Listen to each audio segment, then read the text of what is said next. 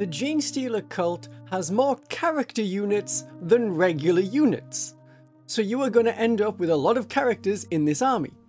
Buying the characters separately is far more expensive than kit bashing them, if you can even buy the model in a shop.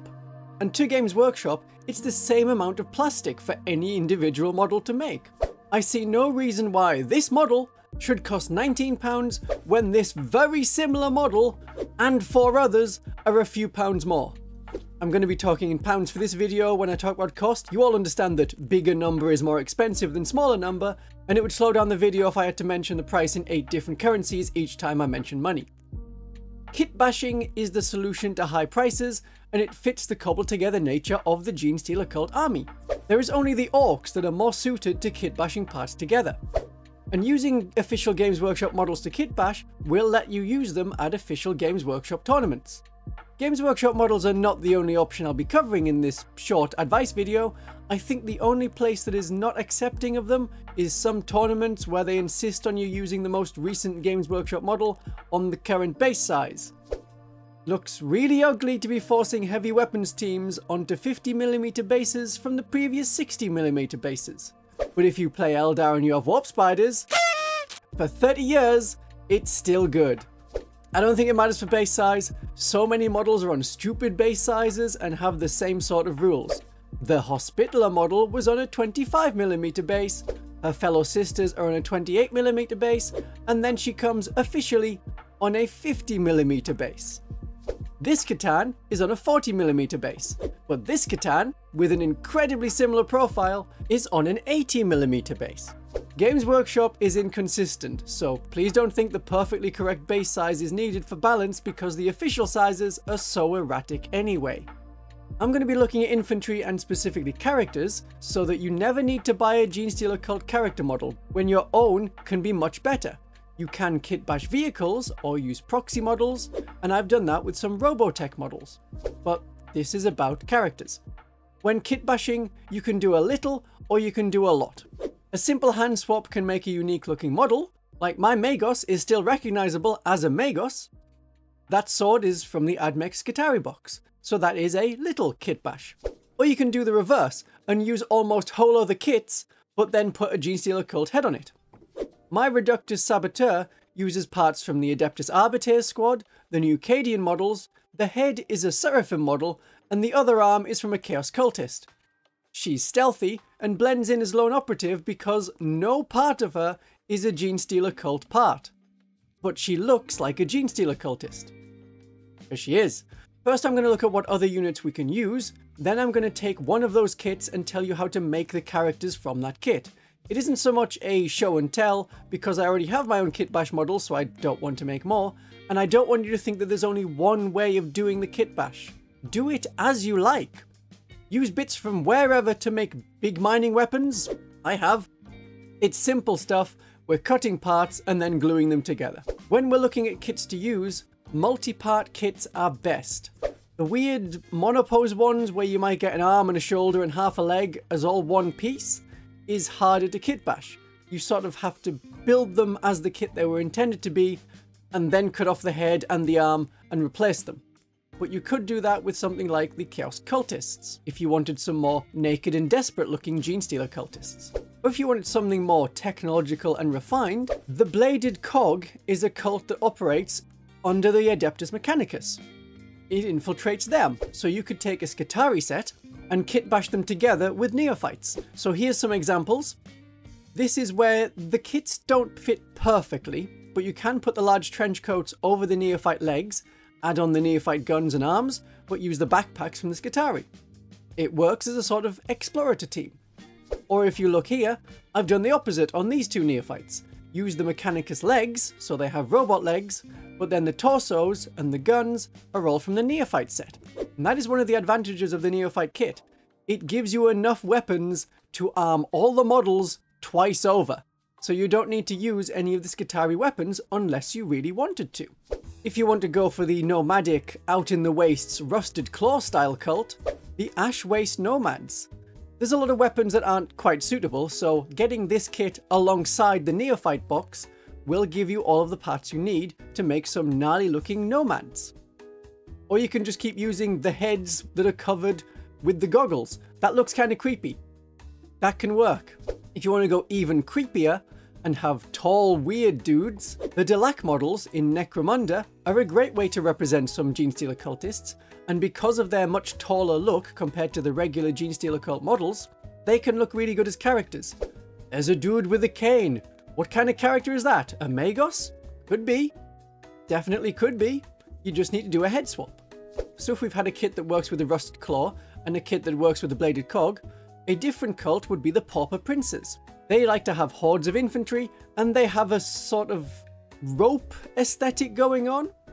We can see it in the artwork. If you want that for your own models, the Necromunda Cawdor have this kind of cowl with the ropes.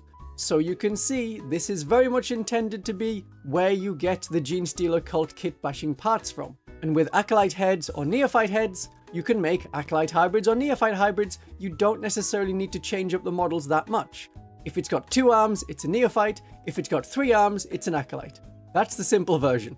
If you're looking for the Hive cult, which is a cult that specifically likes to infiltrate the Imperial Guard, using the older Imperial Guard models like the Cadians, there's a lot of them going secondhand right now. And this seems a good time to mention my affiliates. So if you want any of these kits, you can get them cheaper than going through Games Workshop with the links in the description. Fenris Workshop does 10% off, and you can get secondhand models if you're in the United States using them. Using Gap Games in Australia or New Zealand, you can get 21% off these kits.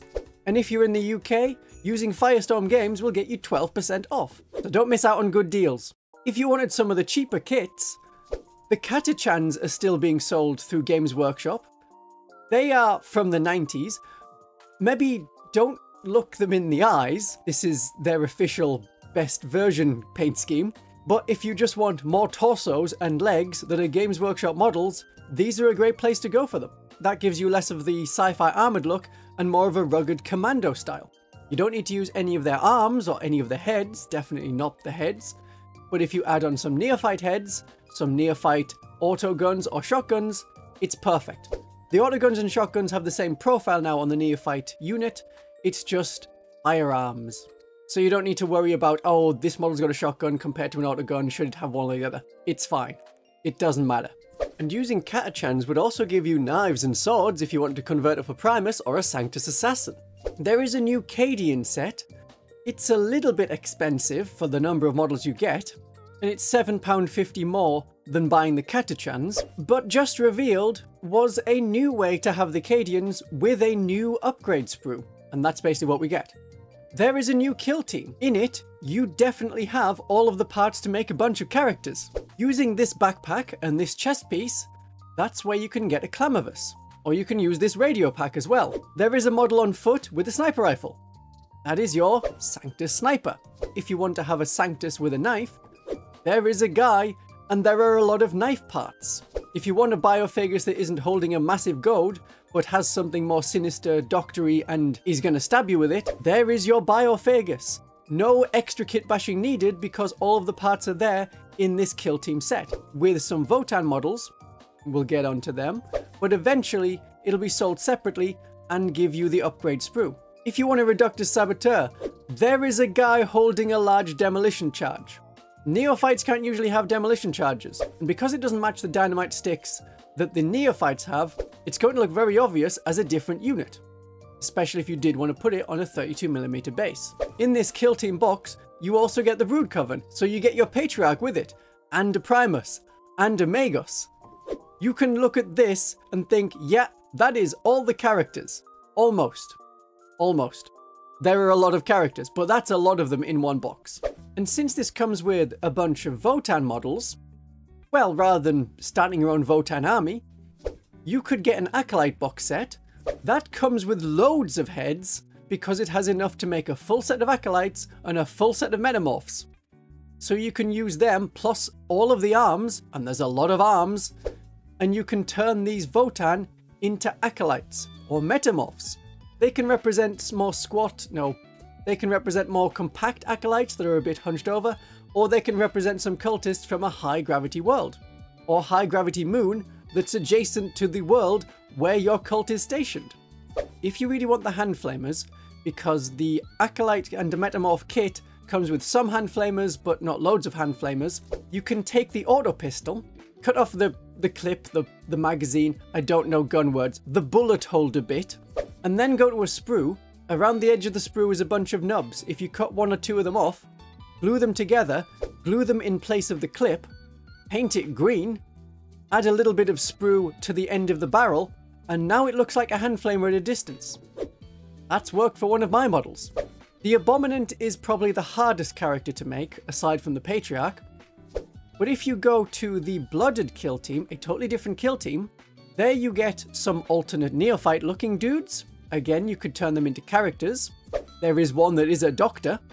That could be your Biophagus. Just a change of paint scheme, and there you are. But to get the Abominant, you get this Renegade Ogryn. Change the head by putting on an Aberrant head. There you go. One Abominant on the correct size base. And the Traitor Commissar could be used as a Primus leader. They have a pistol, they have a claw, or massive fist. Put a spare sword or knife on their belt, and you are sorted. Or just attach an extra arm. As long as you have a box of Acolytes and a box of Neophytes, you are set for Genestealer Cult. I hope this is coming across. If you wanted even more cultist models that look a bit different, you can use models from any human-based faction. Not just in 40k.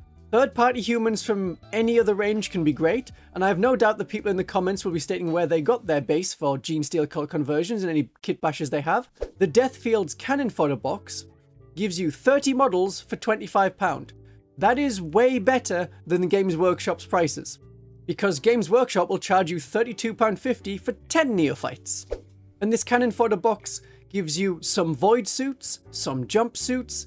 It makes it look like these are everyday citizen outfits. So they're not all working down the mines.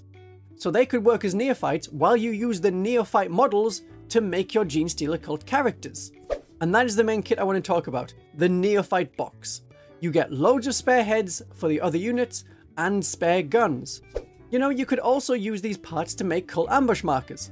Just have the arms and a head coming out from under a bit of card on a base. In fact, you don't even need to use a base. Just a 32mm circle of cereal box. And there's a good cult ambush marker. If you'd bought something like the Combat Patrol box and you thought, okay, well, I do want the Neophytes as Neophytes, on the back of the Rock Grinder truck, you get 3 standing crew. They do nothing special in-game, but there you have 3 full bodies that you can use to make characters. With a mix of Neophyte parts and or Acolyte parts, we can make the majority of the Genestealer Cult leaders. The parts we have from the Neophyte kit will let us convert a Primus, Locus, Biophagus, Reductus Sabatour, Sanctus, Kellermorph, Iconward, Nexos. I mean, they won't have the table, but that's okay. They're basically a old bald guy with a pistol. And that would leave you 2 left, so I suppose you could double up on them, or if you really wanted, you could make Clamavus. The Neophyte box comes with 2 bigger 32mm bases that are designed for the models with the heavy weapons, but these can be used for something like the Primus and the Reductus. You can check the Games Workshop website. Under the unit itself, it tells you the base size that they use, or you can use Warpedia. That also tells you the unit base size. So how do we convert them? If you want a Locus, you can see it's a dude with a sword, and they have the big symbol on the back of them, so you can cut the large symbol from the top of the banner and put that onto the back of one of the models. Take a spare sword from literally anywhere, or use something like the maul that you get in the Neophyte set, and that can work as a Locus. The rest of that banner can be used for the Biophagus. You see how he has this big stick with like spiky rings? Well, the main part of the Neophyte icon is a stick with 2 spiky bits on it. You could leave it as it is, or cut the 2 spikes off the side and glue them onto the top, and then it looks more like a goad or prod. And you'll also want to use the head that has the face covering. That looks very creepy doctory. You don't need to worry about the little familiar with the vial. That's just a token to remind you to use the once per game ability. But the Primus, well, they are a 2nd generation person, but at the moment, and in 8th edition, not 9th edition, they had a toughness of 3, putting their body more in line with the Neophytes. So you could use a Neophyte body, maybe one of the bodies designed for carrying heavy weapons. They are more hunched and look more acolyte-y, but with proper shoes, so they can be 2nd generation. Add the Acolyte Bone Sword and Claw, and the other hand, use a fancy pistol. You could use the web pistol that's on the Neophyte sprue, and that can work as their poison pistol. The Sanctus is a guy with goggles, we have heads with goggles, and either a knife or a sniper. To make the sniper, you can cut part of a shotgun barrel and attach it to the end of an autogun barrel, and now you have a long flash suppressor on an autogun. Looks a lot like a sniper rifle.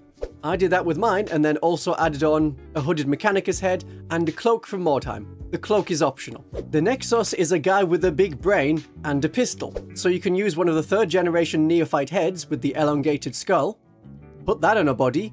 If you did want to include a table with the Nexos, on the Goliath Rock Grinder is a guy operating the gun. He has a table. You could take those arms with the table and it is a portable table. The kind of thing you would actually bring to a battlefield.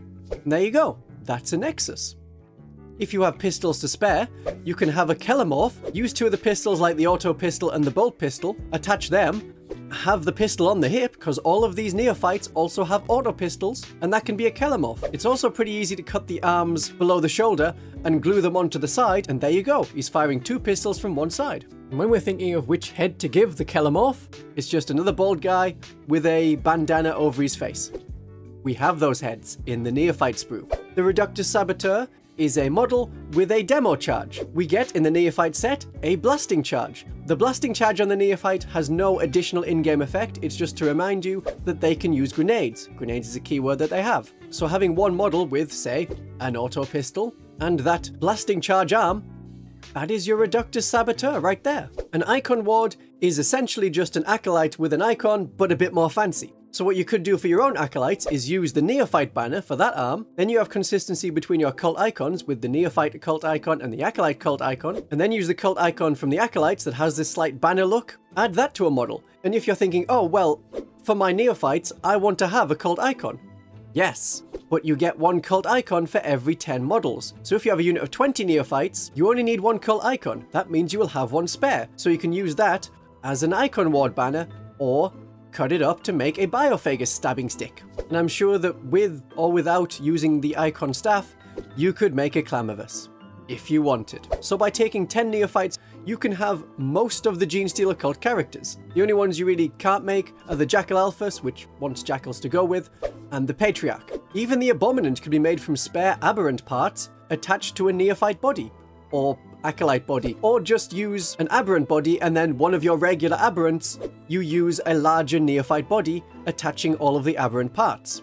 It works. And buying 1 box of 10 Neophytes, $32.50 for 10, is a lot cheaper than £19 or £20 for 1 model.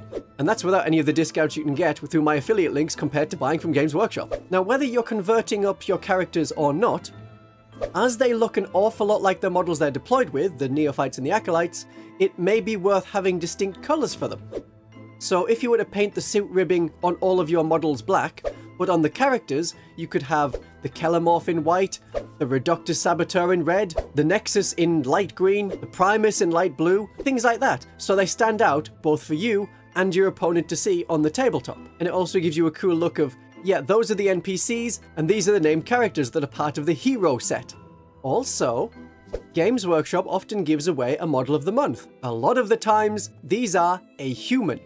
So you could build them in store, then take them home, take off the arms and head, and any spare parts you have, and there are a lot of spare parts on these Genestealer Cult kits, add them on, and you will have a unique collection of characters. Whatever character you want, even the Clamavus, you can get it from a human body and bits. So I hope that covers how to build some Genestealer Cult characters and many ideas for how to make certain cults.